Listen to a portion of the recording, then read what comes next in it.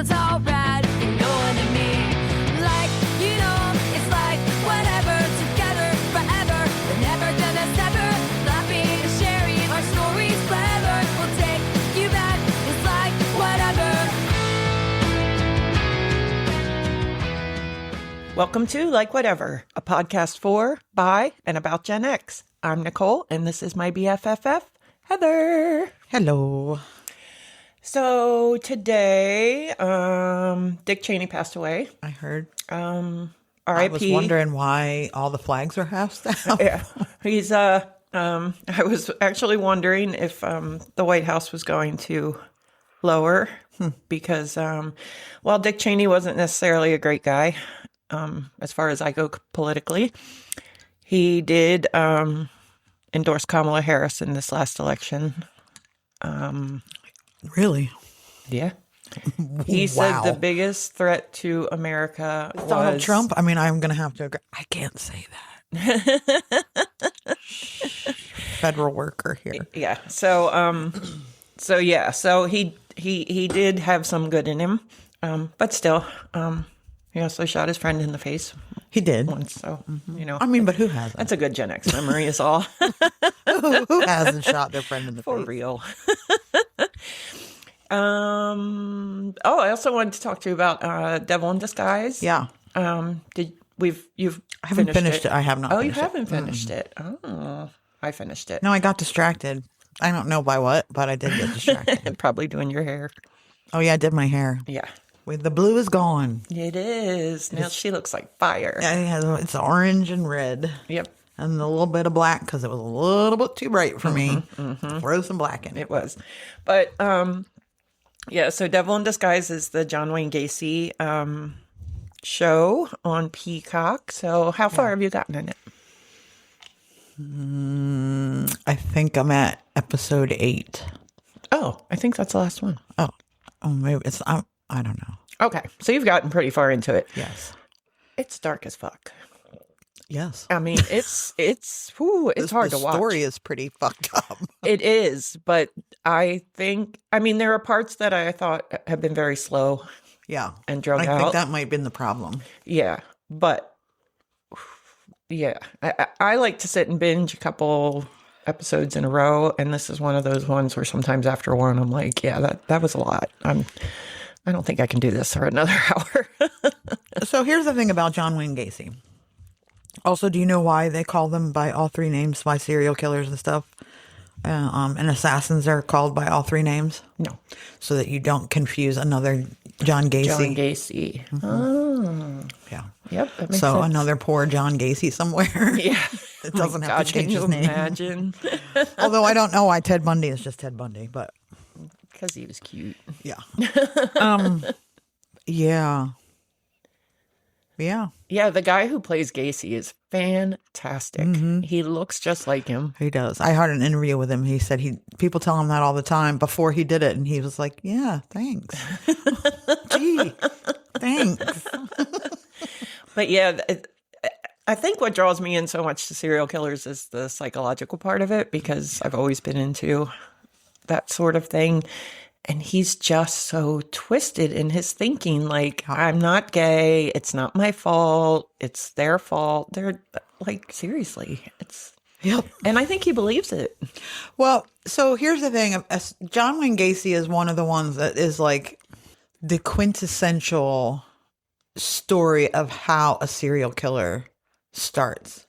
That's a fly, not a spider. Yes. I was going to move it for you, but it's a fly. No, I'm not scared of spiders. So what happens is the first time they kill is kind of an accident. Yeah, and that's what happened with him. It was kind of an accident. Yeah. And then they figure out, Ooh. oh. That was fun. Yeah. And then you get away with it. Right, for at least 33. No, I think they think it's over 50. They really don't know. No. They don't. And they have recently identified another victim. That's not been that long, because now with DNA, but I think they said, I forget how much people is left that they have that they can get DNA from. Like there's a lot of it. So I think they're still trying to work through. And now with DNA they can, but it costs a lot of money. And Yeah, well, they said that there's 7 unnamed graves. yeah. So that must have been one of those Yeah. that they figured out. But yeah, it's an excellent watch. I would highly recommend it. But whew, Yeah. make sure you're in the right state of mind to be watching it because it's horrifying. And that lady that plays the mom, like the main mom, she was just fantastic. Like, Yeah. wow. That's the only reason he got caught. Was Yep. because of him. That was the last one that It was somebody who, they saw him in the drugstore with well, him. and it was somebody whose parents cared about him. The rest of them were runaways and drug addicts. And Yeah. I mean, that's how they all get away with Well, it. it sounded like earlier on, parents were going to the police in Chicago, and the police were just, Yeah. it's just a bad kid. So, and that never made any sense to me either. Whether your kid's a drug addict or a prostitute or whatever, they're still missing. So, It's called The Less Dead. yeah, I know, but that bothers me. But speaking of like in your feels, are you a Florence and the Machine fan? No. Okay. You might like her new album. Do you just not like her? I don't have an opinion one Okay. way or the other on her. So I heard her on NPR earlier today. They were interviewing her. And she has a new album that came out on Halloween. And it's very, like the pagan religion is a lot through the lyrics. It's good. I listened to it on the way down here. That's why I didn't listen to last week's. Really got me in my feels. Like I'm definitely going to have some songs to talk about with my therapist. Excellent. This week. Yeah. Good times when you have something to talk about with your therapist. Yeah, we've been using Taylor Swift songs because we're both fans. Yeah. And not that ever gets old, but I almost want to message her. Like, I don't have contact with her. I'd have to message her through who she works for. But I almost want to tell her to listen to this album before we meet on Thursday. I haven't decided if I'm going to do that yet because I could tell her about it on Thursday and then we can discuss the following week. But yeah, it's really good. So I had my therapist last night, and then we're moving to monthly for Christmas because I don't have time for it. But we just got to talk about all the fun drama I've had. yeah. As soon as we started, I was like, hold up. I got tea for you. Well, let me spill it, and then we'll talk about me. And then we didn't even need to talk about me. Yeah. Because the tea was enough. Well, the tea is indirectly about it affects you. 100%. So that counts. Yeah. Good times. All right. Did you have anything else you wanted to add? I know you said you've just been in a work frenzy. Yeah, working is. Yeah. So this time of year, it's weird because everybody thinks it's like, Christmas season really doesn't kick off until Black Friday. I mean, typically, I guess for everybody in the world, that's when it kicks off. Unfortunately, for the United States Postal Service, all those lovely little catalogs that you get, they start rolling out within the last 2 weeks. They start rolling their Christmas stuff out. Right. So, and they go hot and heavy at you. Yeah. So that's what it's been like the last, week or so. So Yeah. Do you get more? Do you have more packages yet too? no, not yet. Because I'm surprised people in this economy and with the tariff crap aren't ordering Ahead of time. early. I don't know. I am a little bit worried about that they're not going to order. Because now that we don't have as much Amazon as we used to. We don't have FedEx and we don't have UPS, although we are getting UPS back. It's all stuff that's sent through the post office and like whoever they have, they don't have a deal with Walmart, and Walmart has its own people now too. So packages are not picking up, but the mail volume has definitely gone up in the last week. And it's mostly junk. It's mostly junk catalogs. That's and the worst. Yeah, it's a lot of, and that stuff, I know no one cares, but when your little envelopes mail comes, it all comes in an order, in a sequence, and it comes in these big trays, blah, blah, blah.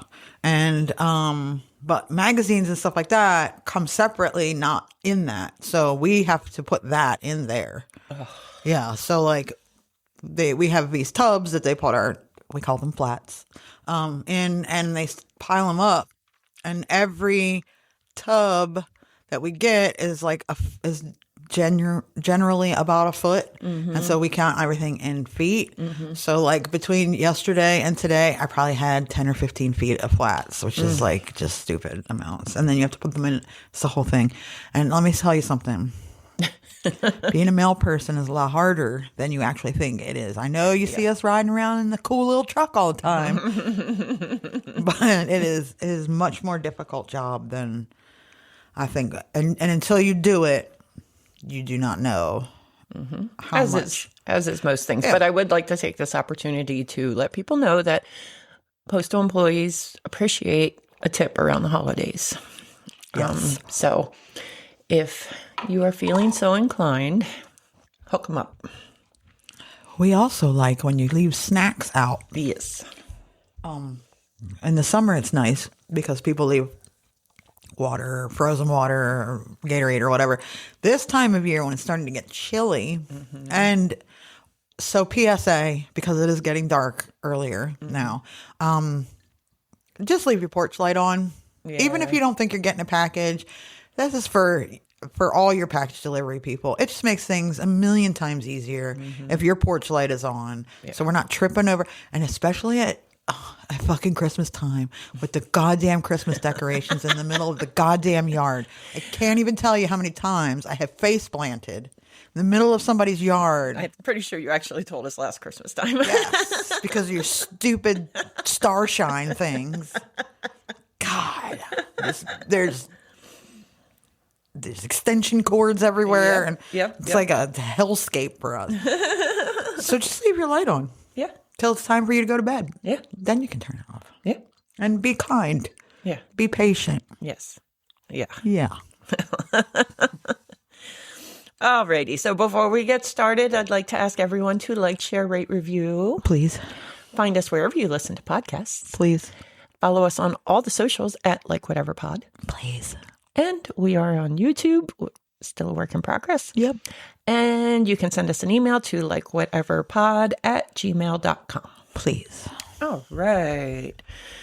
So this is something I've been wanting to do for a very long time. And I don't know why it took me so long, but I'm excited for it. I think it's going to be fun. So today we're going to fuck around and find out about Dr. Demento. Yay. So I don't know who remembers Dr. Demento. Did you listen to him at all, or do you know? I know of him. Okay, so when I was growing up, the town I lived in had a radio station, and I want to say Sunday night, I'm pretty sure, they had Dr. Demento. What is it? Simulcast. I don't know. Anyway, it was a nationwide radio show, but it aired on our local radio station on Sunday nights.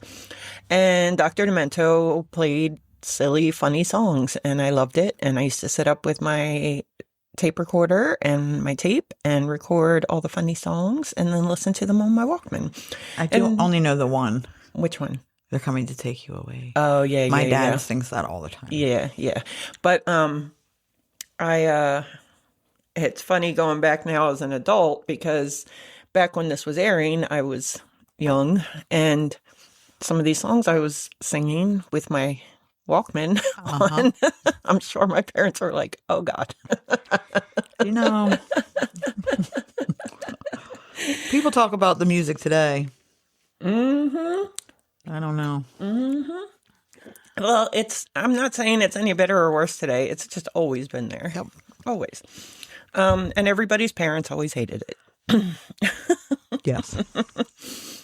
All right, here we go. Dr. Demento was born April 2nd, 1941 in Minneapolis, Minnesota.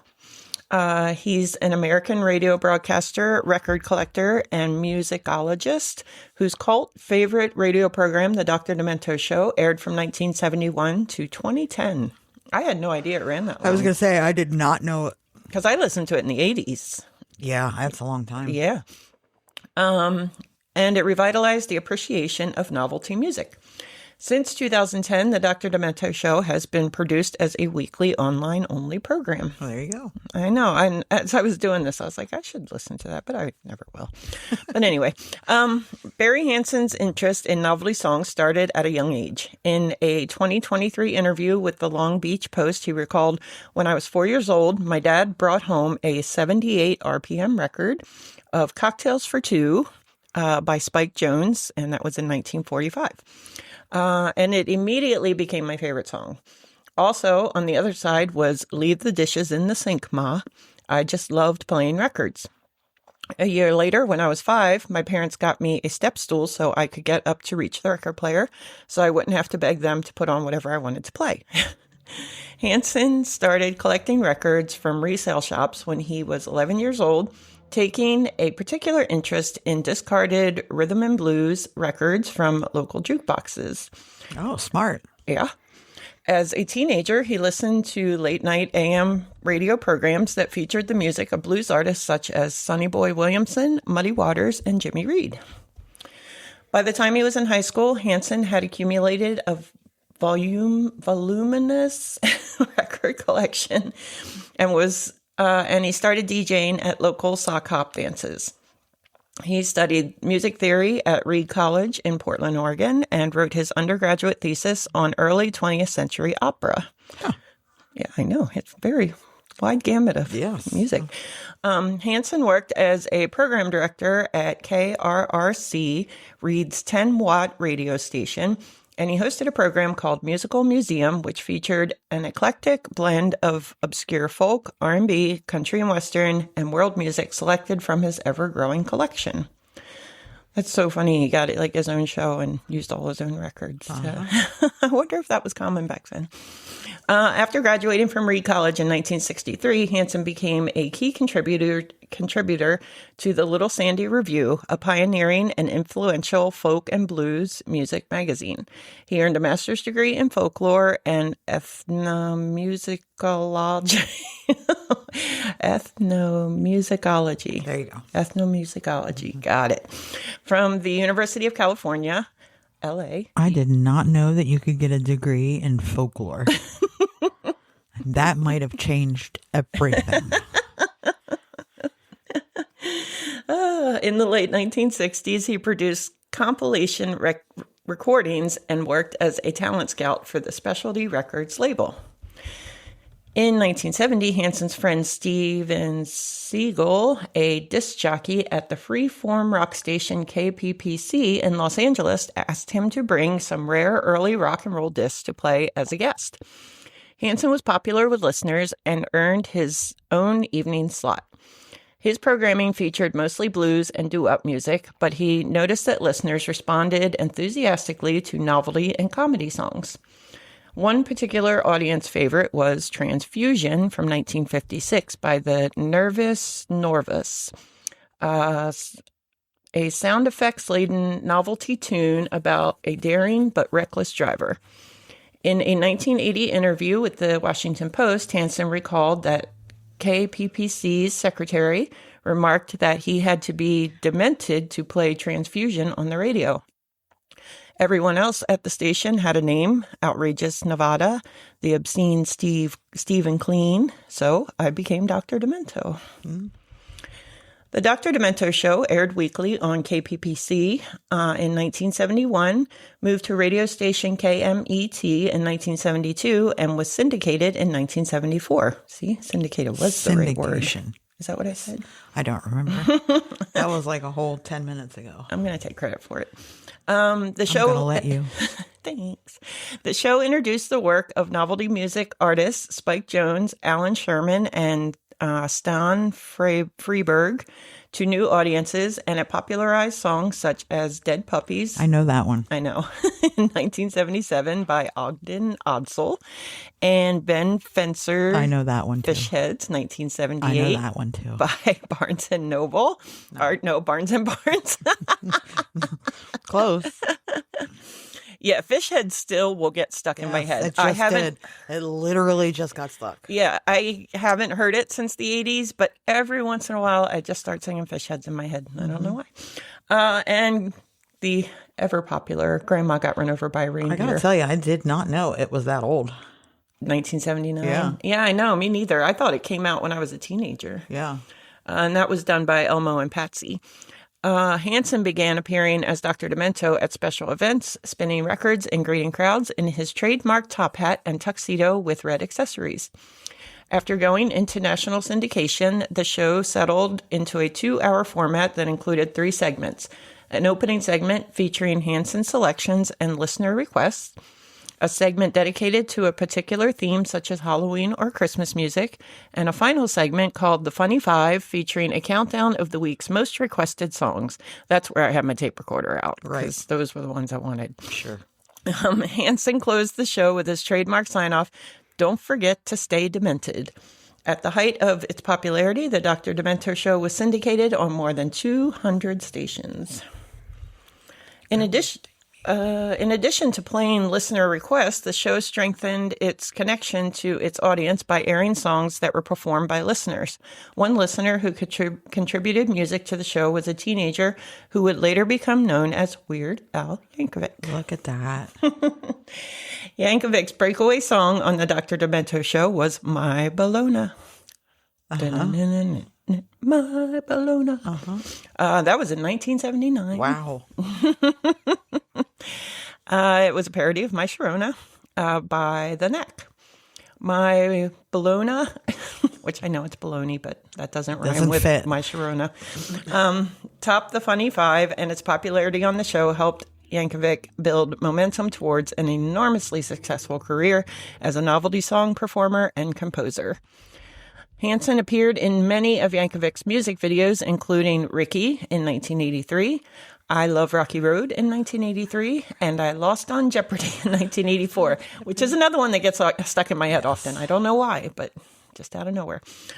He also appeared on Yankovic's 1989 comedy film UHF, in the biographical parody film Weird, the Al Yankovic story. In 2022, Hansen is portrayed by actor Rainn Wilson. Oh, I bet that's good. I know. I don't know about that. Yeah, I have to watch that. Yeah. Oh, I can't, because I'm not going to be able to edit it out. There's a huge fire happening down the road from here. So there is a lot of activity out there. So Yeah, I can't edit it out. Socials, a big tire place is on fire down the road, and put a lot of pollution in yes, and there's a lot of activity because they're like right across from the firehouse, kind of cattywampously over there. Anyway, that's convenient. and I'm not going to be able to edit it out. So if you hear it, yeah. So like last week with the wind, this Now week you we get got the fire. emergency crew. All right. Hansen drew on his work as a record compilation producer when Warner Brothers released the anthology Dr. Demento's Delights in 1975, which includes the novelty songs Hello Muddah, Hello Fadduh. Hello Muddah, Hello Fadduh. I know that one too. Yep. I actually know a lot of these that I didn't realize I was going to know. Yeah. That was 1963 by Alan Sherman, and The Cockroach That Ate Cincinnati in 1973 by Possum. I don't know that one. I don't either. Several similar compilations followed. In 1980, Rhino Records released Dr. Demento's Dementia Royale, which gathers the oddities Pencil Neck Geek. No. I know that one. I do. In 1977, performed by professional wrestler Fred Blassie. And Making Love in a Subaru in 1979 by Damascus. I don't know that one either. I don't either. Rhino's Dr. Demento 25th anniversary collection in 1995 sold well and collected the novelty song nuggets The Curly Shuffle in 1983. Sorry. I don't like the Three Stooges. Yeah, by Jump and the I think it's because Saddle we're Band. girls, and I think it's just a girl boy thing. I think so too. I agree. My dad loves it. And I'm like, this is the stupidest fucking thing I've ever watched. This is like the hugest waste. And I love physical comedy, but it is so It's just dumb. awful. It makes no sense at all. Like, at least physical comedy should make sense. Yeah. But this just, yeah. I can't deal with it. And let's see. So the Curly Shuffle and Rubber Biscuit in 1956 by the Chips. Don't know that one either. I feel like I do, but I'm not sure. In 2018, the Demented Punk Records label released Dr. Demento Covered in Punk, featuring artists such as Shonen Knife, The Dead Milkman. Oh my God, I love The Dead Milkman. I know. And actor William Shatner. Oh my God, I love actor William Shatner. Maybe you need to get Clearly I do. and Dr. Demento Covered in Punk. Guess what I'm going to be listening to on my way home? William Shatner performed punk rock renditions of songs popularized by the Dr. Demento show. I cannot wait for this. Hansen's personal collection includes more than 300,000 records. His book on the history of blues music, Rhino's Cruise Through the Blues, was published in 2000, and he was inducted into the Radio Hall of Fame in 2009. In 2010, as radio stations trended away from syndicated music programs, the Dr. Demento Show transitioned to an online format with a subscription service. Oh, that's why I haven't listened to it. Yep. I have to pay for it. All right, so that's a history of Dr. Demento. I thought that was really interesting. So I went and just picked out some of my favorite songs. Actually, one of them isn't my favorite, but anyway, we'll get to it. Fish heads. Roly-poly fish heads. Yep. All right, so Fish Heads by Barnes & Barnes in 1978. Not Barnes & Noble. Not Barnes & Noble. Fish Heads is a novelty song by comedy rock duo Barnes & Barnes, released as a single in 1978 and later featured on the 1980 album Muddah. Yep. It was the most requested song on the Dr. Demento radio show, and a music video for the song made in 1980 was in regular rotation on MTV. Do you remember it had like fish heads in it? Like real ones, and their mouths would move? Vaguely. Yeah. The song was featured on Barnes & Barnes' 1982 Fish Heads Greatest Hits 12-inch on Rhino Records.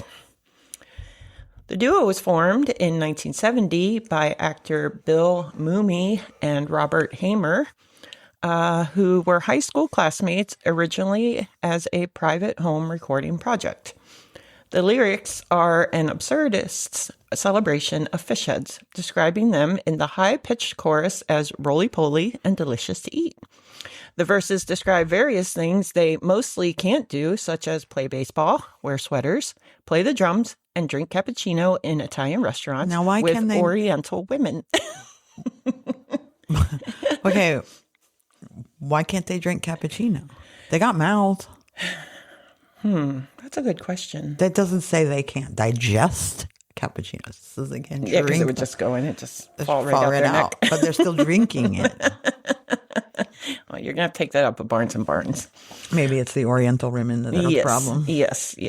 That is problematic. It is, But that's a little what's bit. in the song. It was the, 60s? Yeah. Is it still like Oriental rugs? Are you allowed, like, people advertise them? Yes. That is fine, I believe. Okay. You just can't call people Oriental. I'm not really up to date on the political correctness of the word Oriental, but I feel like it's bad when you're talking. Like, I feel like it's when it's the rug, it is the actual name of the rug. That's what I thought, but it still makes me cringe a Or little like bit. it's a rug from the Orient. I'm not. Like, you can call it the Orient Express. True. Okay. I think the problem with people is you're just jamming all of Asians into one instead of their each denomination. There are a lot of Asian countries. Not denominations, but the word I'm looking for. That is like denominations. Native lands. Yeah. Cultures. I don't know. Okay. I'm glad we cleared that up. Yeah. Actor Bill Paxton, a filmmaker at the time, directed and appeared in the music video for the song, along with cinematographer Rocky Schenck and Robert Hamer's girlfriends at the time. I feel like Bill Paxton shows up everywhere. He does. He's amazing. Like, what is up with him? I love him so much. Does he just not have anything else to do in the world? But I watch Twister every single time it's on. Like, he's literally just because everywhere. He's in it. I mean, he's just literally everywhere. I know. I love him. Titanic? Is he? Yeah. He's a I never watched it. Oh, yeah. I forgot. We talked about that. Yeah, so On Move Over Rose. Whatever episode that was. Something to do with Move Over Rose. yeah. Yeah, and one of Barnes and Barnes' girlfriends designed the costumes.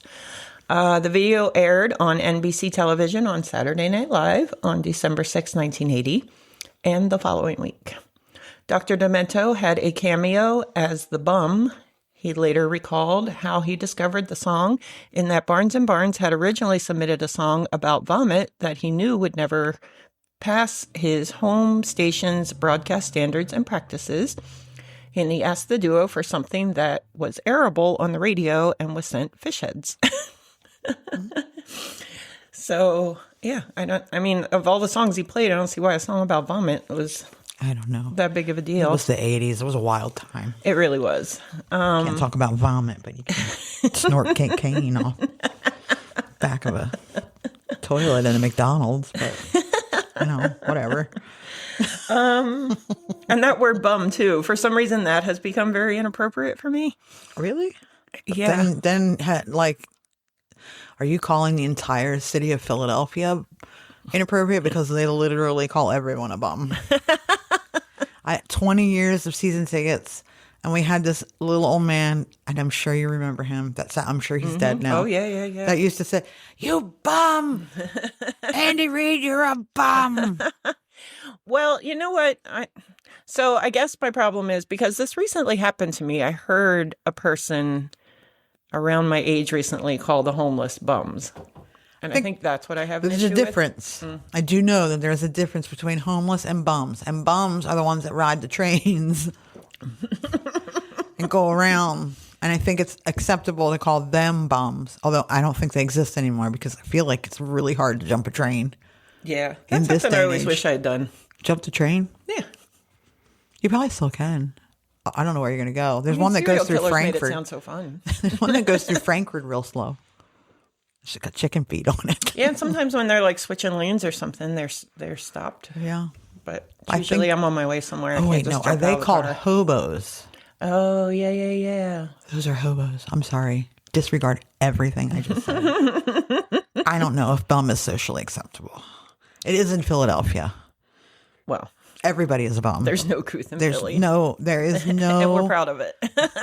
there is no economic distinction from a bum of any other kind. Everyone, no matter your economic status, you are a bum. Correct.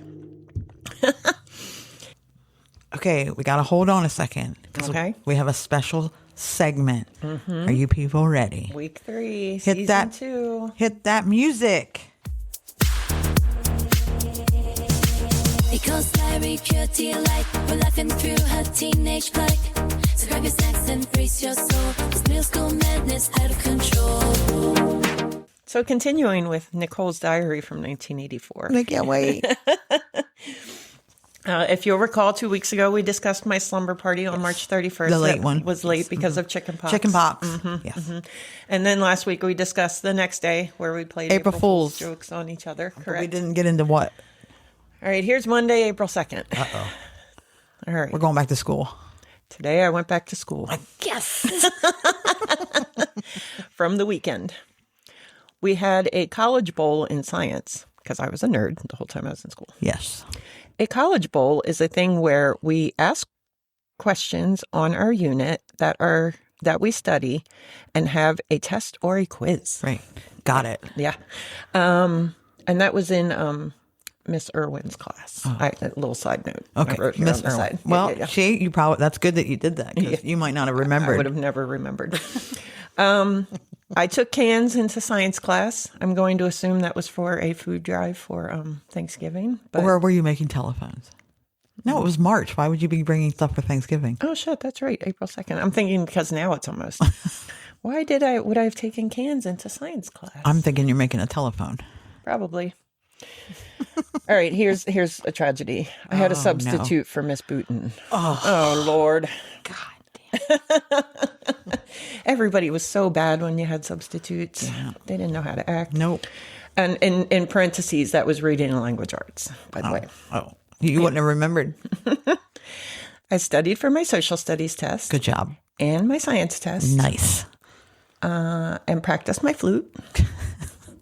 Good job. All right, so this line, when I first read it, I was like, where's this going? I blew up my mom's purple rabbit for Easter. That was worth putting, the big blow up. Oh, yeah. Plastic Okay. Easter bunnies. All right.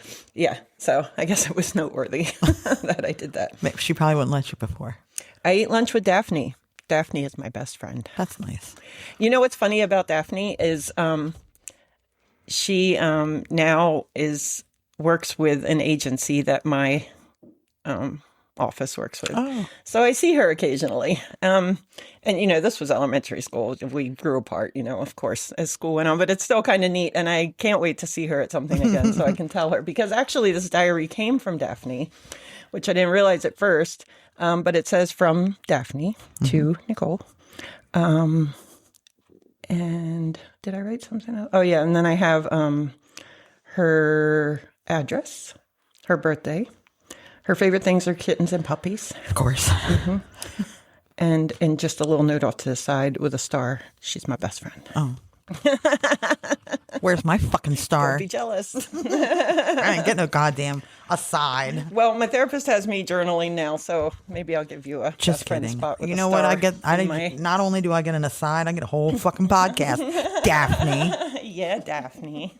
Suck it. Did she puke on your shoes? No. Yeah, no, I didn't. Unless I got food poisoning when I was 11, but We'll find out later. Mm-hmm. We'll see what happens. Yep. Right, so that's this week's edition of Nicole's Diary. Nicole's Diary. Woo! Back to our silly songs with Dr. Demento.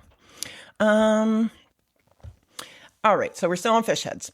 In 1985, the video was incorporated into several episodes of the Nickelodeon sketch show Turkey Television.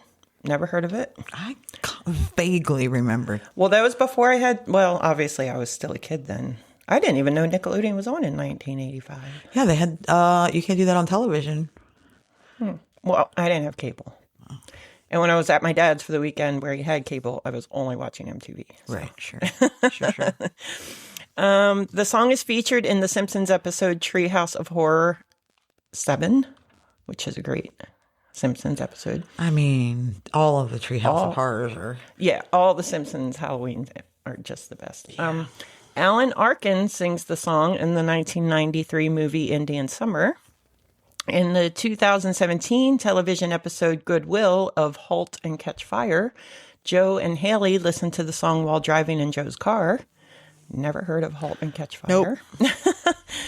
And yeah, so that's it for fish heads. Fish heads.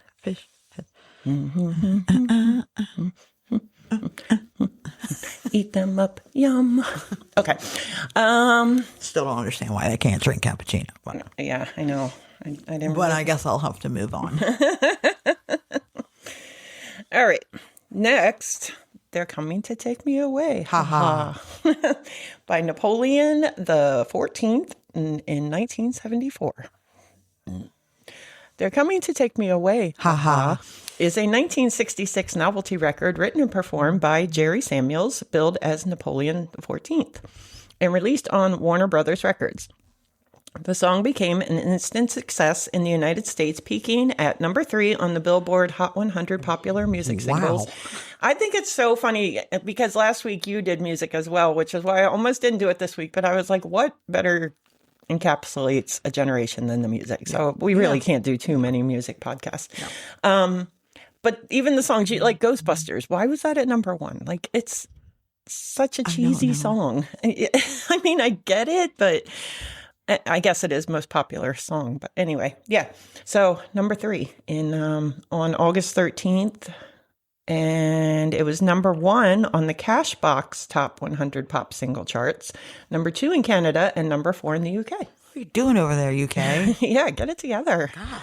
The lyrics present a first-person narrative who seems to be addressing a lost love. He describes his declining mental state in the wake of her departure and expresses excitement about his forthcoming admission to the psychiatric hospital. I can tell you that I have never identified it with anything more than the excitement about a forthcoming admission to a psychiatric hospital. Because I would give literally anything to have a lovely vacation. I mean, really, you can stay in bed all day. Yes. I they used to work in psychiatric hospitals. give you pills to put you to sleep. Yeah, yeah. That's amazing. You don't have to talk to anybody if you don't want to. Amazing. Yeah, yeah. However, the final verse reveals that the narrator is not addressing a woman, but a runaway dog. They'll find you yet, and when they do, they'll put you in the ASPCA, you mangy mutt. I mean, could be a woman too. Well, Samuels feared that the song would be perceived as disrespectful towards those with mental illness. Not even a little bit. Right. And plus, back then, for someone to worry about how something was perceived is just like, wow, he's way ahead of his time. Especially a mentally ill. I know. And he deliberately worded the last line so you realize that the person is talking about a dog having left him, not a human. So, go ahead. Does that make it any better though? I mean, okay, I get it because I would go mentally ill if my dog just ran away and I couldn't find him. Mm-hmm. Would I go mentally ill if anybody else left me? Probably not. But yeah, how does it? I mean, I would see it more as you'd want to do it so that you don't look like stalkerish. Well, but you're saying I'm going to a mental institution over my dog, which, you know, we're talking about the 70s. People were not as crazy about their dogs as they are these days. That is true. Where like more a person would be more. He really was ahead of his time. You would be more inclined to go crazy over another human being than a pet. Just saying. Yeah. Pets were not people then. Samuel said, Okay. I felt it would cause some people to say, well, it's all right. And it did. It worked. All right. So whatever that means. Samuels was inspired by the rhythm of the old Scottish tune, The Campbells Are Coming. The song is driven by a snare drum, bass drum, tambourine, and hand clap rhythm. The vocal is spoken rhythmically rather than sung melodically, while the vocal pitch rises and falls at key points to create an unusual glissando effect, augmented by the sound of wailing sirens. I love a song with wailing sirens.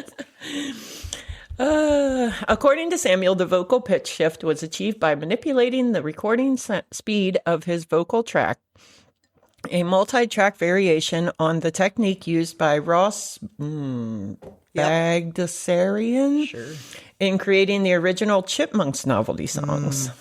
Oh, yeah, right. The song does go up, doesn't it? Yep. At the time the song was written, Samuels was working as a recording engineer at the Associated Recording Studios in New York.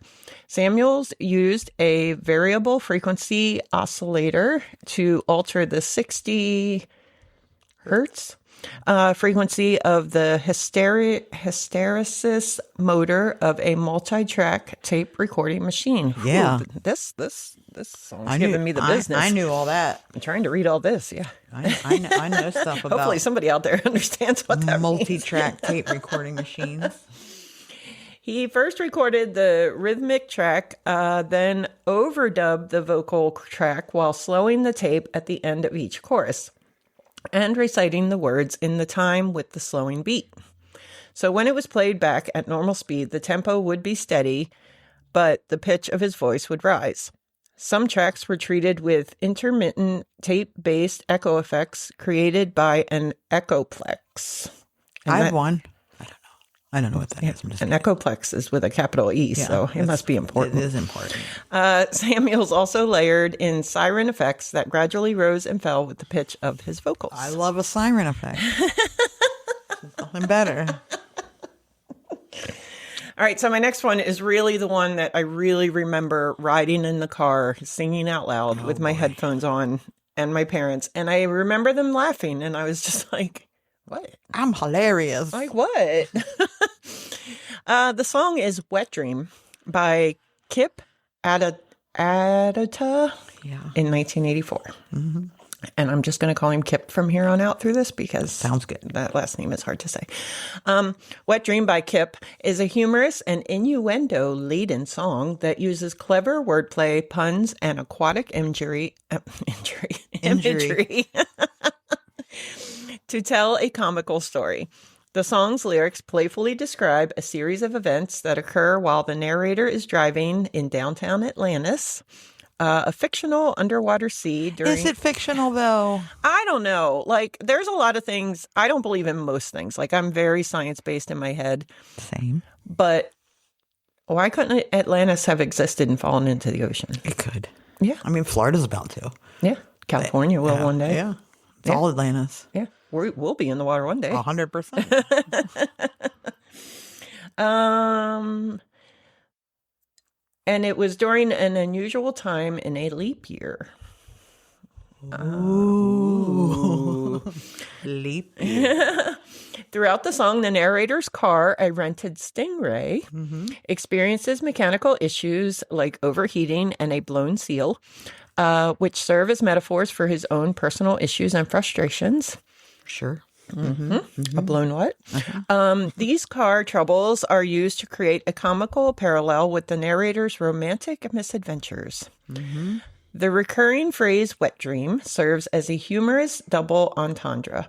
While it initially appears to describe a dream related to water or aquatic life, it's revealed that the narrator is actually using it to refer to his romantic encounters. Ooh. And for those of you that don't remember, I think I had a wet dream.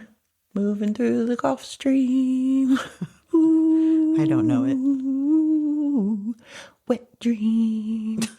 All right. And a woman with the zodiac sign Aquarium, leading to more wordplay and humor. As the song progresses, the narrative humorously unfolds with wordplay involving various sea creatures and fish-related terms such as midnight bait and a few minnows.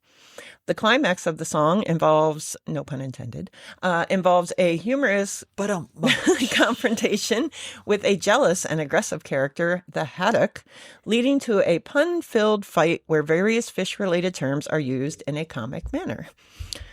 Ultimately, the song uses aquatic and fishing imagery to create a whimsical and lighthearted atmosphere, while the narrator's romantic escapades serve as the central theme. The song's humor arises from its clever wordplay and the unexpected twists and turns in the narrative, making it a playful and entertaining piece with a humorous take on relationships and dating. Yeah, that's a fun song. You should listen to it. I will. It's really cute.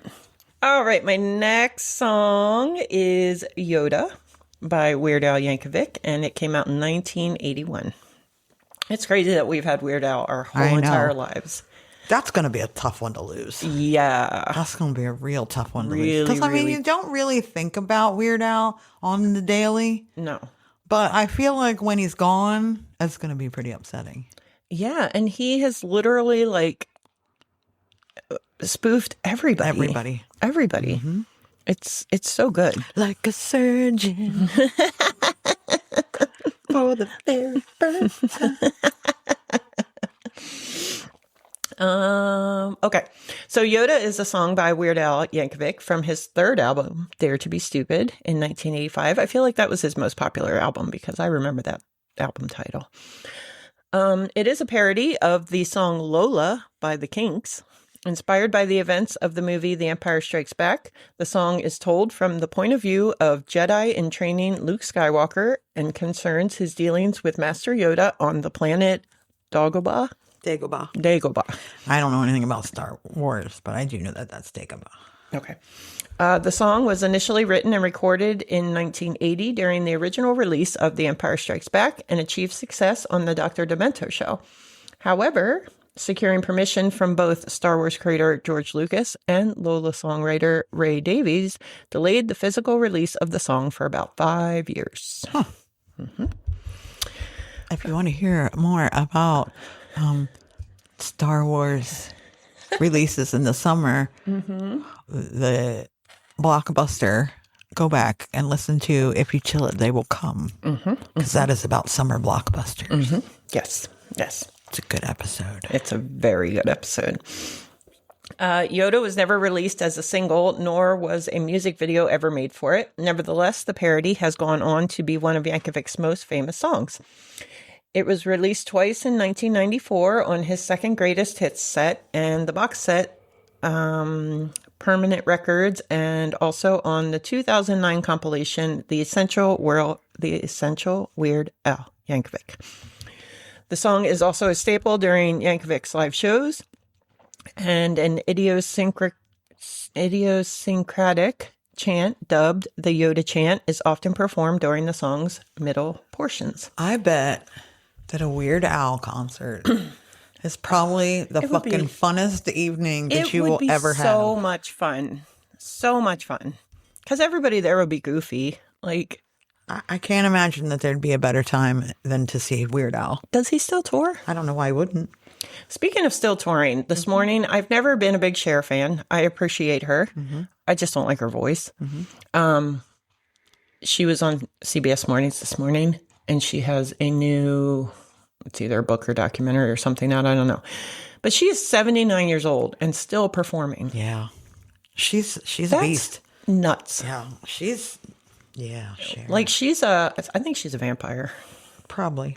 Because she still looks exactly the same, which granted, I know it's plastic surgery. Well, yeah. But yeah, she still sounds the same, like almost 80 years old and still performing. That's nuts. Speaking of that, can we just digress for a second? Of course. So that I can say that your BFF Taylor's boyfriend, fiance, after that hit Sunday night, I would seriously be contemplating retirement. Yeah, Mr. Positive Pants was looking at grimacing really hard after that. That one was a soul shaker right there. Yeah, I imagine when he went home and took his shirt off, Taylor was like, "Oh my God, that is the biggest bruise I've ever seen in my whole entire life." Shoot, man, but let me just say, let's take a football break. Okay. There was no Eagles football this weekend. Correct. Which, on one side of it, no Eagles. On the other side of it, yay, no Eagles. Because then you can actually enjoy the fucking day. It's easy when we don't have Yes. Like, I don't mind the bye week. I'm like, okay, whew. Yeah, we can't lose. By the way, we did win because everyone else lost. So technically we won in our bye week. Exactly. Anyhows, I all day long was like, I cannot wait for that Kansas City Bills game. I can't wait. It's going to be a good game. Like it was literally everything I had hoped for. Edge of your seat. It was great. Yes. And while I do love Taylor's fiance, I'm not a Chiefs fan. I will root for them because I want Taylor's fiance to win. Right. But I love Josh Allen. I know. And the Bills. I didn't care who won. I really didn't. That's true too. I didn't care. Yeah, it doesn't affect us. It just was, I was like, all day long, I was like, oh man, I woke up thinking, man, I cannot wait to see that Kansas City Bill. I don't know why. I guess because I knew how it was going to go. And well, it's fun because there are weeks where you're like, man, that's going to be a good game. Yeah. I can't wait. And then a lot of times it's like 40-7 and you're like, well, that sucked. But it was everything down to the wire. Yeah. Like, Mahomes had plenty of time to win that game and didn't. I mean, it was 22 seconds with one timeout, but it's Patrick Mahomes. He has come back and won those plenty of times. It was just a great week. It was this great Sunday football. It was a really good Sunday. It really was. Yeah, and then Monday night was even better. And they got the kicker. That kicker kicked the 68-yarder. Yeah, record. Mm-hmm. Did you see the other special teams coach came over and hugged him and told him he was proud of him? Oh, that's a pretty fucking impressive. I know. 68 yards. I was pissed because I didn't get to see last night's game because I fell asleep. I have YouTube TV, and YouTube TV, for whatever reason, they've been running a banner about ABC and Disney. And then, like, Friday, I went to turn on ABC and I don't have it anymore. Oh. And last night's game was on ESPN, which is owned by Disney. Yeah. So I couldn't watch it. But they lost, and that's all that matters. Yep. Whether I watched it or not, they lost. I watched the first half, and then I had to go to sleep. Yeah. All right. Let's see. Yoda, back to Yoda. Yoda was originally written by Weird Al Yankovic in 1980 when an epic space opera, The Empire Strikes Back, was playing in theaters. The film introduced the character of Yoda, the ancient Jedi Master who trains Luke in the ways of the Force following the demise of Obi-Wan Kenobi. Yankovic. Weird Al. Just call him Weird Al. Okay, Weird Al. I'm tired. Weird Al later jokingly said that prior to The Empire Strikes Back, the thought of writing a song about Yoda had never occurred to me. He considered writing a song based on the breakout character, but was unable to find a suitable piece of parody until one of his friends proposed that he use Lola, which I couldn't believe that I hadn't thought of myself since I was such a huge Kinks fan. Weird Al wrote and recorded a version of the song using only an accordion with musical Mike Kiefer blowing milk bubbles and making hand sounds. Are milk bubbles actually bubbles? I don't have milk? any idea what milk bubbles are. It's not capitalized, so I would assume it's... What the hell are they doing down there? Yeah. Heather's parents are tearing down the house downstairs. Out of control. And making hand sounds on a 4-track cassette Porta Studio. This version of Yoda was a success on the Dr. Demento show and peaked at number 1 on the Funny 5 countdown for several weeks. This early demo was later released on the 6th volume of Dr. Demento's Basement Tapes. Yankovic wanted to include the songs on one of his albums since the demo version had been so popular. However, securing permission from both George Lucas and the Kinks delayed the physical release of the song, as I said. Although Lucas eventually gave Weird Al permission, the song's publishers turned down Yankovic. Yoda might have remained unreleased had it not been for a chance encounter between Weird Al and Ray Davies, who wrote Lola. When Weird Al asked him why he had not given his permission, Davies responded that he had never been asked. Davies ultimately gave Weird Al permission to record the song, and the song was later released on Weird Al's third album, Dare to Be Stupid. For subsequent parodies, Weird Al has attempted to approach the songwriters themselves for permission rather than their publishers whenever possible. That's pretty shitty. Publishers are supposed to work for the artists. Yes. Anyway, Yoda was re-recorded on February 20th, 1985. This version of the song does not feature an accordion and is truer musically to the original Kinks song. Weird Al later said it's kind of a backlash from the first album where we had accordion on everything. It just became a little overwhelming to me. I find all accordion overwhelming. Man, I have always been obsessed with accordions, and if I were to learn another instrument, that would probably be it. Ugh. Like, I can play a number of instruments, but I've always been fascinated with the I accordion. cannot play any instruments. I can't read music. Maybe I'll get like a little hand accordion. Like, I don't want one of the great big ones, but I can't read sheet music. I used to write music. I can read music, and I used to write it. I wrote some really bad songs in the 80s, but I was proud Where are of they living now? Because we're going to need to find that. I remember one of them was called Do Ya.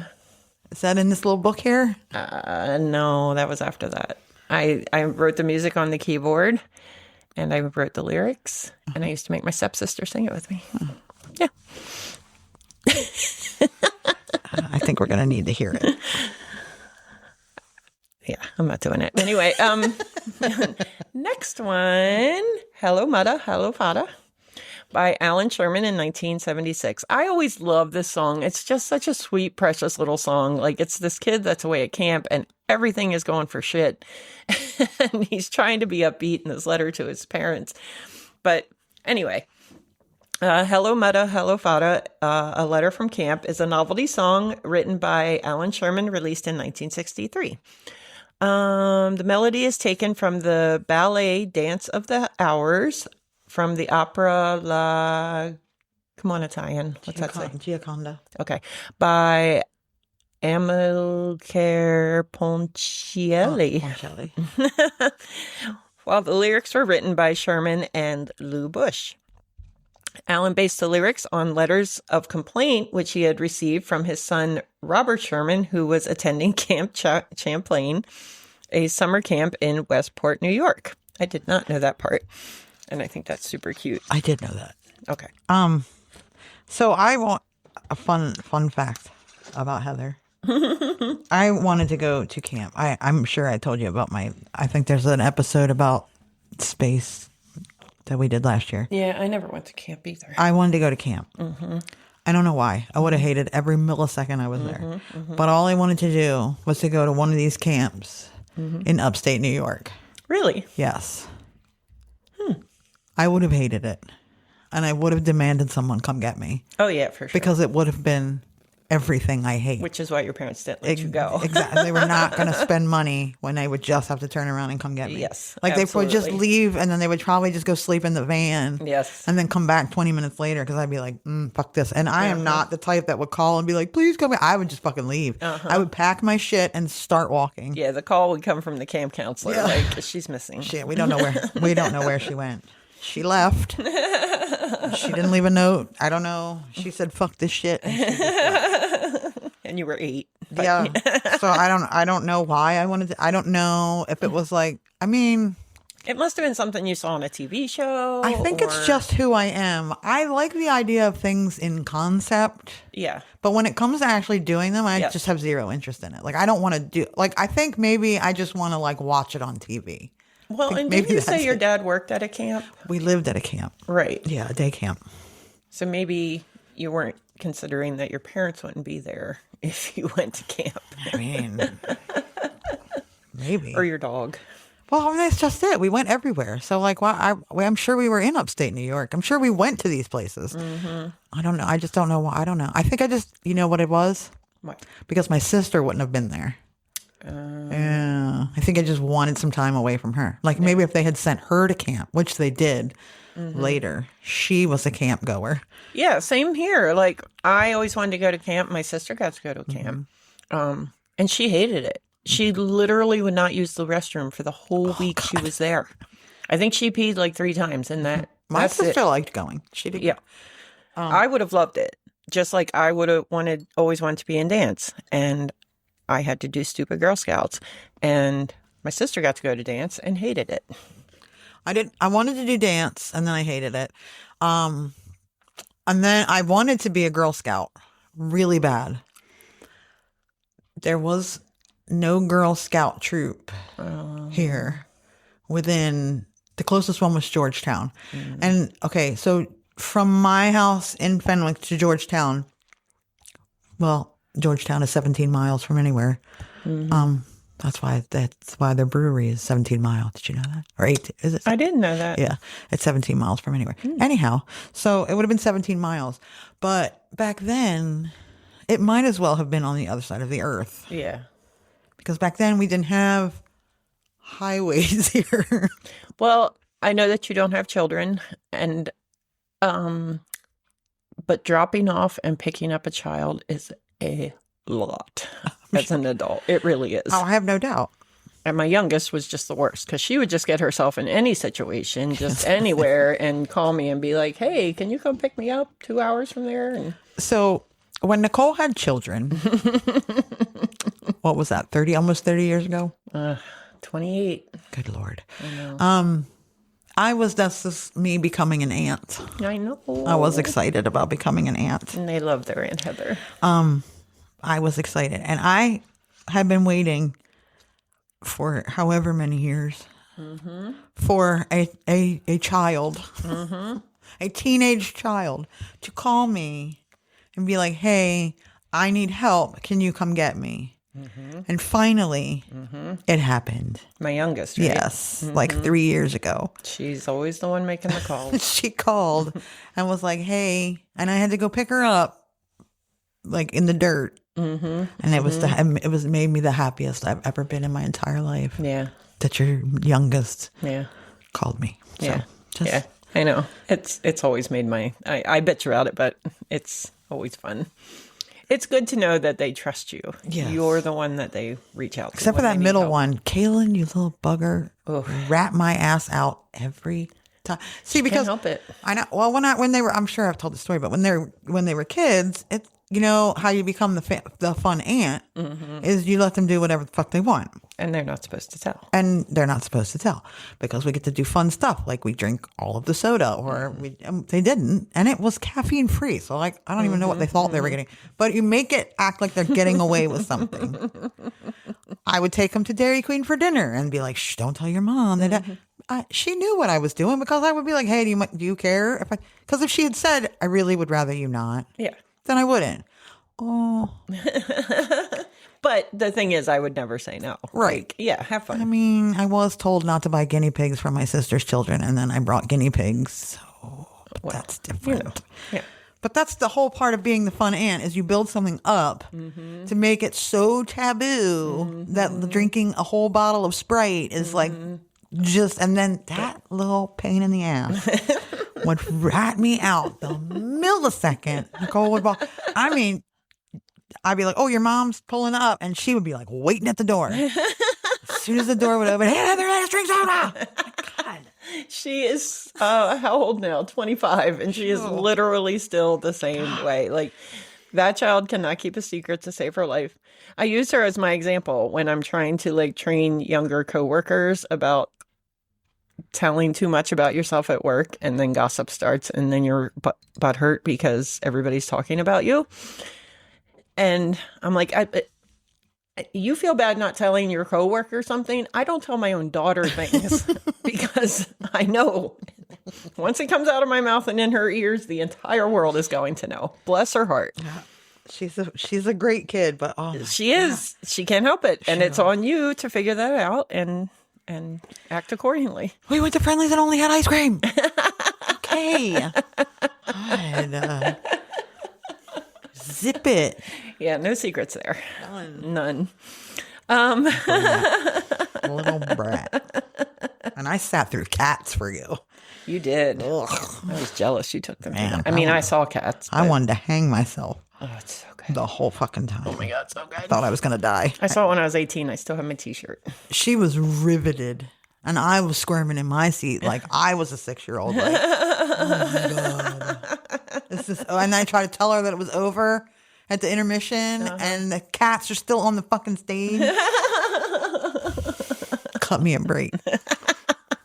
Sorry, I digress. You are a great aunt. Anyway, all right, back to Yoda.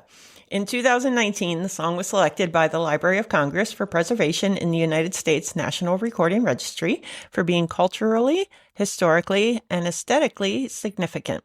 The song's mention of Leonard Skinner, a boy... Oh, no, we're not on Yoda. We're on Hello, Muddah, Hello, Fadduh. Yeah, we moved on. Ay, ay, ay. The song's mention of Leonard Skinner, spelled Skinner, a boy at the camp who got, what's that word? I have no idea.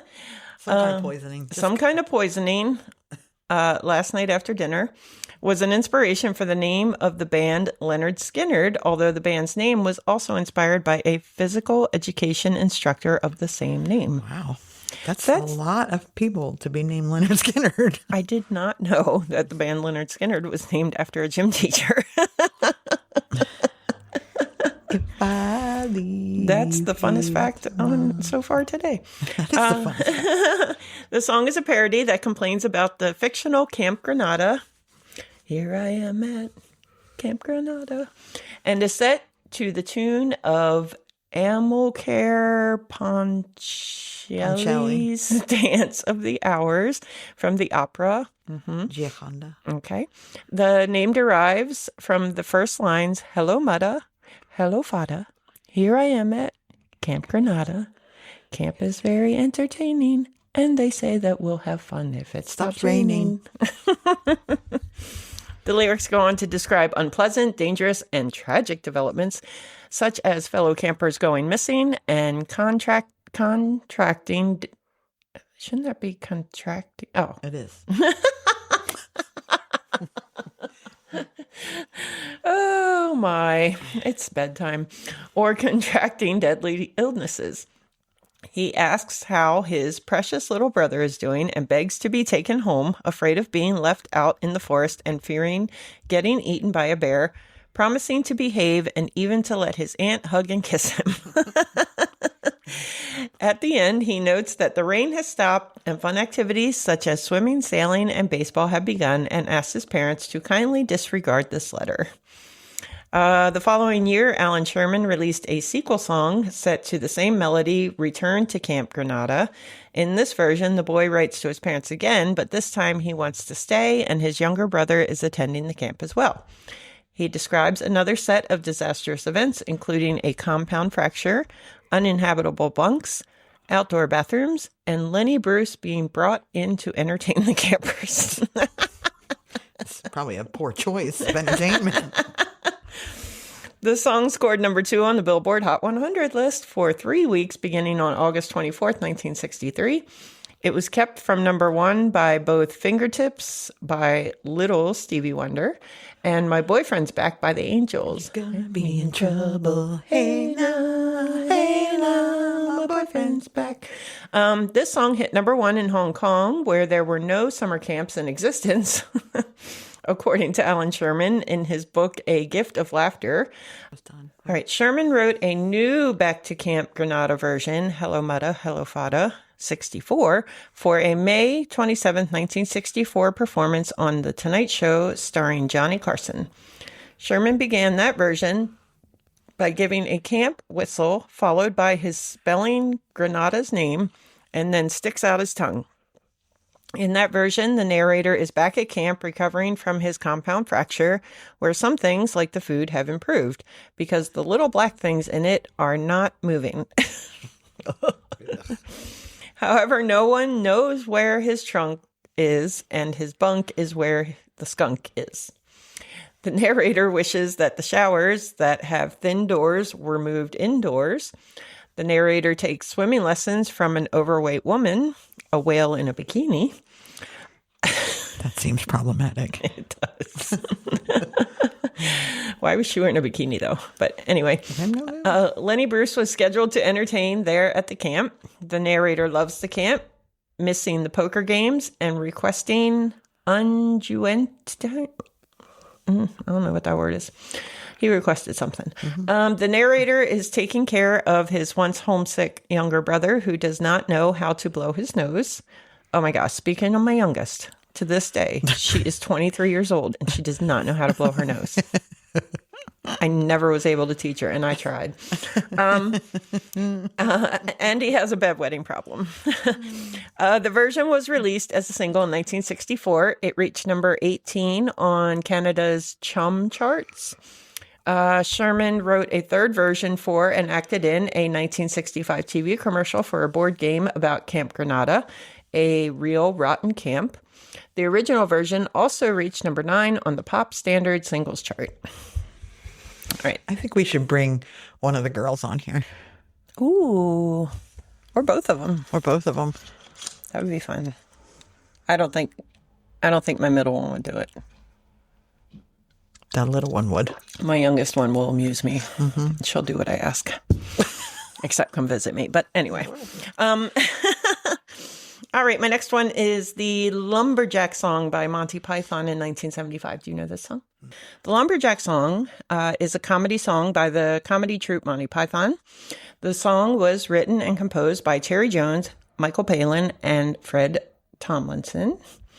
It first appeared in the 9th episode of Monty Python's Flying Circus, The Ant, An Introduction, on BBC One. On 14th of December, 1969. The song has since been performed in several forms, including film, stage, and LP, each time started from a different skit. At an NPR interview in 2007, Palin stated that the scene and the whole song were created in about 15 minutes, concluding a day's work, when the Python crew was stuck and unable to come up with a conclusion to the barbershop sketch that preceded it. On November 14th, 1975, the Lumberjack Song was released as a single in the UK, backed with the Spam song. Yeah, that one I know. My dad was a huge Monty Python fan. Yeah. The A-side is produced by Python devotee George Harrison, was recorded at the Workhouse Studio in London on October 3rd, 1975, and mixed at Harrison's Friar Park home the following day. A year later, the single was reissued on the 19th of November in 1976 as the first half of the double single released Python On Song. This version of the song has never been released on CD, although a remix containing alternate vocal takes from the session was included on the compilation album Monty Python Sings. And finally, we just did a quick one on that. I'm probably going to do Monty Python at some point. Okay. One song that I added that I'm going to skip over because we're running long is Eddie Murphy released an album in 1983, and I'm assuming that's where Party All the Time came from, although the first song on the album was not a word I'm going to say on here. Right. But this song, Boogie in Your Butt, was on there. So look that up because I don't remember that one, but I was going to include it. But anyway, my final song, which was my absolute favorite Dr. Demento song, My Ding-A-Ling, by Chuck Berry in 1972. I do know that one. This song makes me laugh to this day. I still know every single word. It is my favorite novelty song of all time. All right, so My Ding-A-Ling is a novelty song written and recorded by Dave Bartholomew. It was covered by Chuck Berry in 1972 and became his only #1 Billboard Hot 100 single in the United States. How fucking crazy is that? How crazy is that? Later that year, a longer version was included on the album The London Chuck Berry Sessions.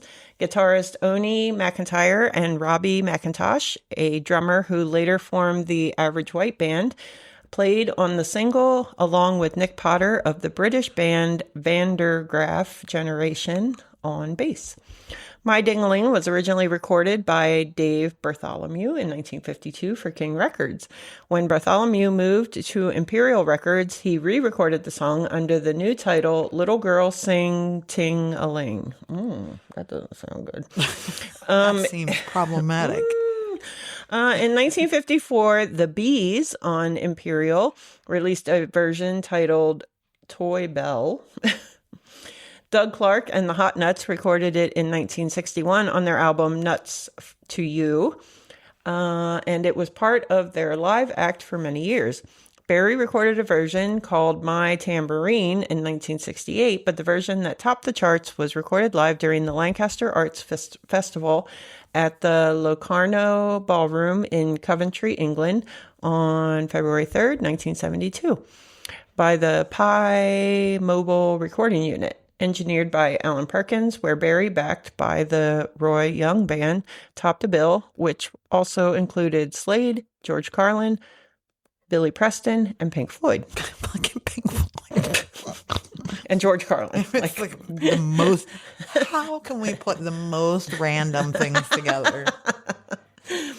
Boston radio station WMEX disc jockey Jim Connors was credited with a gold record for discovering the song and pushing it to #1 over the airwaves and amongst his peers in the United States.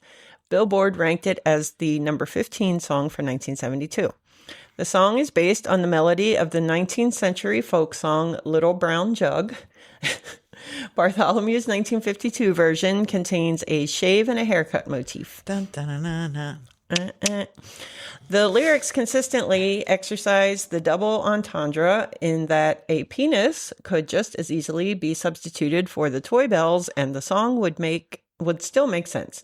The Bartholomew and Berry versions have different lyrics, but both follow that pattern. The lyrics, with their sly tone and innuendo, caused many radio stations to refuse to play it. British morality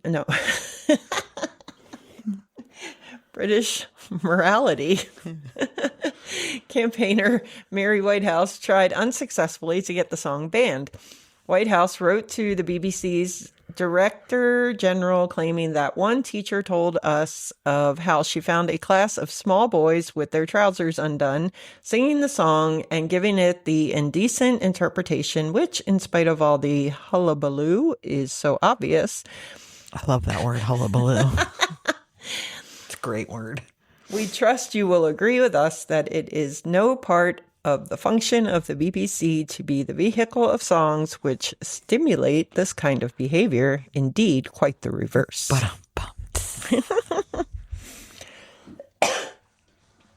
In Icons of Rock, Scott Shinder calls the song a sophomoric, double entendre-laden ode to masturbation.